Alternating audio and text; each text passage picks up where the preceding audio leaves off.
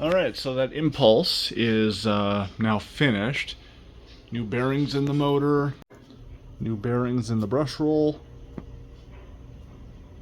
It's been cleaned up pretty decently, but this one is stubborn and refuses to come completely clean. I'll show you what I'm talking about. It is holding on to dust. It's like I have washed this bag housing like 3 times, and it's like there's still dust caught in places. So I'm not wasting any more of my time trying to get these little bits out of here. And it's like there's paint scuffs on here, they won't come off. It's like, you know, these I've been trying to work at, and they're just stuck on. So I've got 70% alcohol, which is what I normally use for removing paint, you know, paint scuffs and such. And it's like it's just not budging them.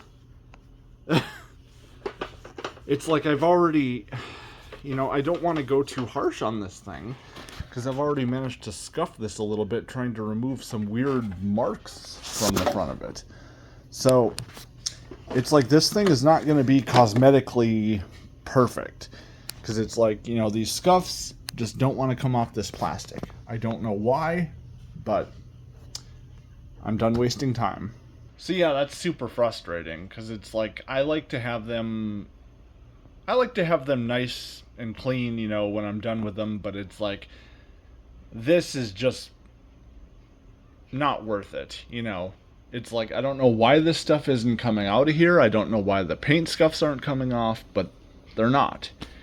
And I'm not about to sit here and waste a bunch more time on a machine that I have no intention of keeping. So if you guys remember, my friend Josh brought this up from the cities, and my intention for this was just to take this tool door off and put it on my Dirt Devil Jaguar, which is also a direct air machine. But it turns out that the shape of this is actually different from the 2 machines. The other one's a little bit larger, so that didn't work out. And it's like, well, crap, now I have this machine that I don't need and don't really want, because, I mean, it's, you know, I've got similar Dirt Devil machines, so it's like I don't need this one. So I know a fellow collector, Thomas, had expressed an interest in purchasing it, so this is going to not only act as its airflow test, but it's also going to be kind of its condition video. So I've shown you guys kind of the few problems I have had with it, just some of that remaining dust, but it's in pretty decent condition otherwise. I will say I got kind of a rough area here from trying to remove a material. It was just these weird splotches, and they refused to come off, and I did get rid of them at the expense of losing a little bit of the shine. Yeah. But what do you do? Here is our ratings plate. It's a 7 amp. Interestingly, the fan design is different from that, what was it, an 8200? I figured the fan design would be the same on there, but this one I think is a little bit more like what was in the Light or Light Plus. Don't mind the background noise, the neighbor kids are outside playing. So here's our ambient voltage.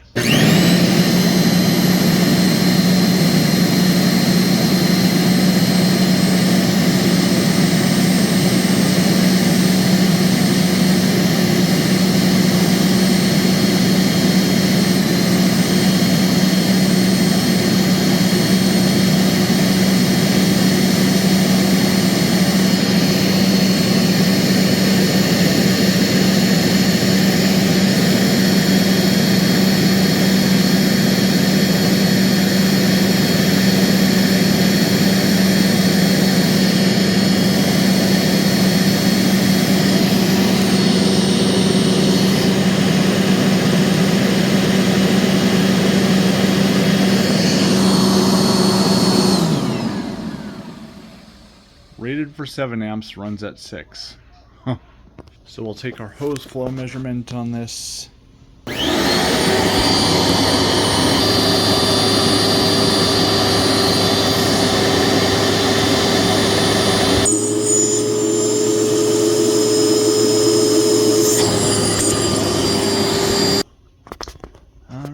take the measurements at the base, or the nozzle.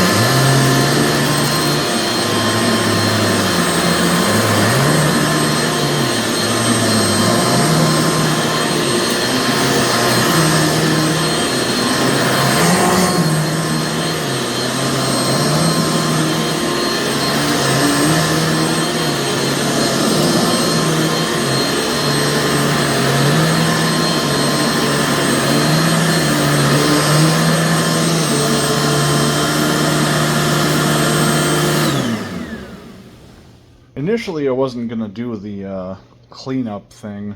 That was weird, though. It's like the belt stalled when I first put it down to the floor. I just put a new belt into it, so that shouldn't be happening. And I know everything turns over freely. But it didn't do it the second time, so... Fluke? Maybe.